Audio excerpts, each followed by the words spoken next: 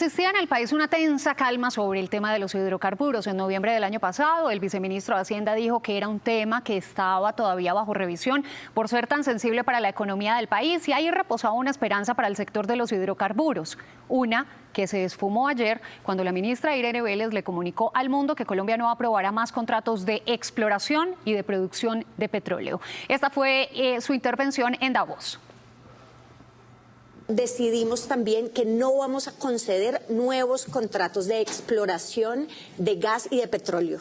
Eso ha sido, por supuesto, muy polémico a nivel nacional, pero para nosotros esa es una señal clara de nuestro compromiso en la lucha contra el cambio climático, porque sabemos que esta decisión, que es una decisión planetaria, es absolutamente urgente. Muy bien, eso fue lo que dijo la ministra Irene Vélez y por supuesto se ha generado un tsunami de reacciones y de preocupaciones. ¿A qué nos enfrentamos en Colombia tras este anuncio del gobierno nacional? Se lo preguntamos a esta hora al señor Tomás González. Él es exministro de Minas y Energía y actualmente funge como director del Centro Regional de Estudios de Energía. Señor González, muy buenos días. Gracias por ese contacto con Noticias Caracol. Muy buenos días, Alejandra. Señor González, ¿qué trasciende de este anuncio? Pues mire, yo creo que lo que es problemático del anuncio de la ministra son dos cosas. La primera es que el petróleo es responsable más o menos de la mitad de las exportaciones, más o menos de una cuarta parte de la inversión extranjera y más o menos de 20 billones de pesos, que fue el monto de la reforma tributaria, más o menos de 20 billones de pesos de ingresos para el gobierno y de otros 20 de regalías para la región. Entonces la gente que analiza el país, la gente que le preocupa el dólar, la gente que le preocupa al gobierno cómo va a hacer para pagar sus cuentas, se preocupa con estos anuncios.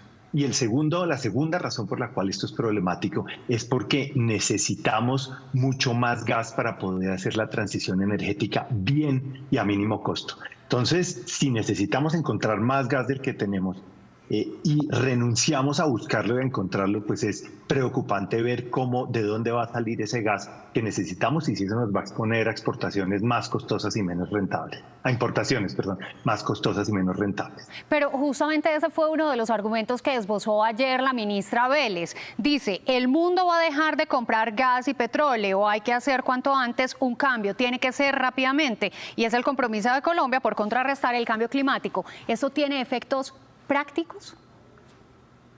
Pues mire, la justificación de la ministra creo que es problemática por una razón, porque cuando usted mira el mundo más o menos se consume 100 millones de barriles de petróleo al día, más o menos.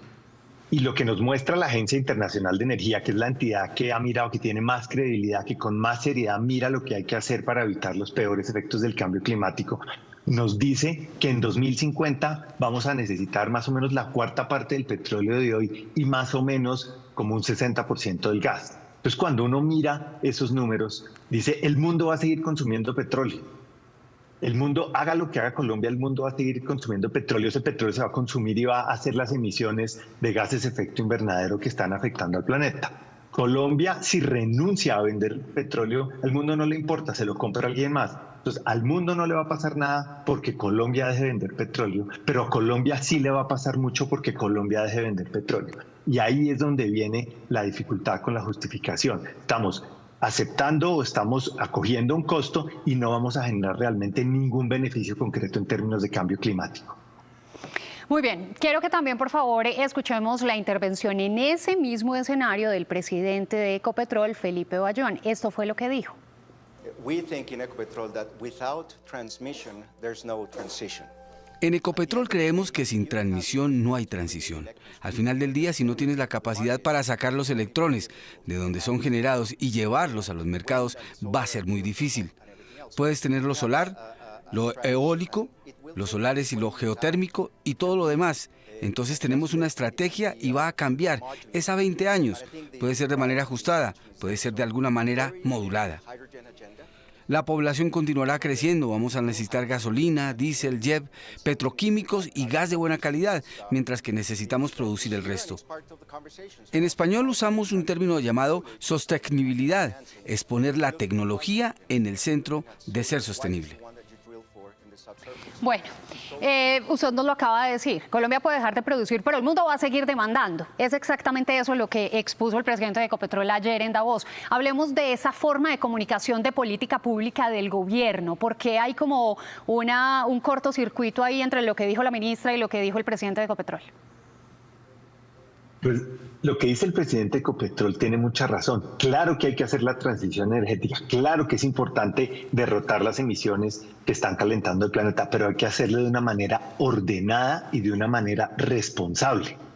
El gobierno en esto tiene un papel fundamental porque el gobierno es el que da las señales, el que dice cuáles son las reglas del juego, el que dice cómo debemos movernos y avanzar. Entonces, cuando uno ve que el ministro de Hacienda dice que es importante seguir considerando la exploración de petróleo, que tenemos que hacer esto con mucho cuidado y con mucha delicadeza, y uno oye a la ministra por el otro lado hacer este tipo de afirmaciones, uno se confunde porque no sabe exactamente cuál va a ser el rumbo que tome el país, y si decide tomar el rumbo de una transición demasiado rápida que no tenga los beneficios, como lo dijimos hace un rato, que no tenga los beneficios, no tenga beneficios para Colombia y que sí nos exponga a costos, pues nos va a meter en muchos problemas. Entonces necesitamos que el gobierno suene más como una orquesta sinfónica que como una banda de jazz, que haya mucho más alineamiento porque la gente reacciona a los mensajes del gobierno y la gente toma sus decisiones y esto está creando incertidumbre. Entonces necesitamos que si esa va a ser la decisión, la que dijo la ministra ayer, que tengamos un claro plan que la acompañe de cómo vamos a sustituir esos ingresos fiscales, qué vamos a hacer para proteger el dólar y cómo vamos a poder estar tranquilos. Ministro, usted desde su experiencia en esa cartera de Minas y Energía, ¿podría ilustrarnos, por favor, qué pasaría con esos contratos vigentes que hay solamente de exploración, que todavía no están en etapa de explotación? ¿Ahí qué pasaría? ¿Podrían, una vez certifiquen hallazgos, entrar a la etapa de producción? ¿Qué? Pues la verdad, Alejandra, es que no tenemos mucha claridad. Usted puso el video, eso es lo que oímos. Esto es un anuncio que tiene consecuencias muy importantes, pero no sabemos mucho más. Y esto abre más preguntas que respuestas. Usted misma lo acaba de decir. Si yo tengo un contrato de exploración, ¿va a poder pasar a producción? Bueno, uno se imaginaría que sí, pero no sabemos. Pero el otro punto que es importante es el siguiente. Mire estos números. Nosotros tenemos 2.000 millones de barriles de petróleo en reservas probadas. Hoy en día estas son nuestras reservas. Eso nos deja más o menos, si seguimos como vamos, como para 8 años de producción. Si renunciamos a nueva exploración, tenemos que ver cuánto estamos sacrificando. Lo que nos dicen los números de los estudios mismos que ha hecho el gobierno, los expertos geólogos que han mirado esto, nos dice que podríamos estar sacrificando más o menos 4.500 millones de barriles. Eso es un número que a la gente no le dice nada. Pero si uno dice, bueno, 4.500 millones de barriles a los precios que hemos tenido recientes, digamos de más o menos $100 por barril, ¿eso a cuánto equivale? Eso equivale más o menos a 75 reformas tributarias como las que se aprobaron el año pasado. Entonces, de esa magnitud son los recursos a los que podríamos estar renunciando si renunciamos a la exploración. Bueno, pero pues parece que va a ser una realidad. El anuncio se hizo ayer no para Colombia, se hizo para el mundo entero. En ese sentido, a manera de conclusión, ¿qué habría que hacer para reemplazar el gas y el petróleo en Colombia? Si uno mira los números de cuánto aportan fiscalmente, cuánto pagan de impuestos, cuánto pagan de regalías, cuánto pagan de dividendos a la nación, todos los ingresos que se generan para la nación, y uno lo mira por sectores, uno se da cuenta que el sector hidrocarburos, para ser reemplazado en toda esa tributación, se necesitaría un sector de industria manufacturera 3 veces más grande.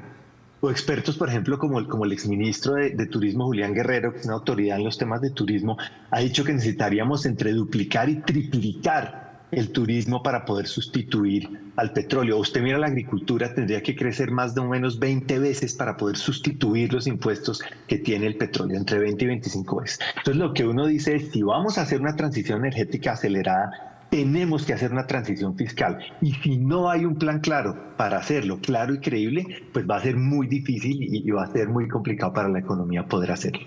multiplicar industria, multiplicar turismo, que esas son unas de las fuentes que asegura el presidente Gustavo Petro, de donde vendría el reemplazo por el dinero que se percibe por la explotación de hidrocarburos. Son las reflexiones del señor Tomás González Estrada, es exministro de Minas y Energía y actual director del Centro Regional de Estudios de Energía. Señor González, pues muchísimas gracias por este contacto con Noticias Caracol. Seguiremos escuchando opiniones, sin duda alguna.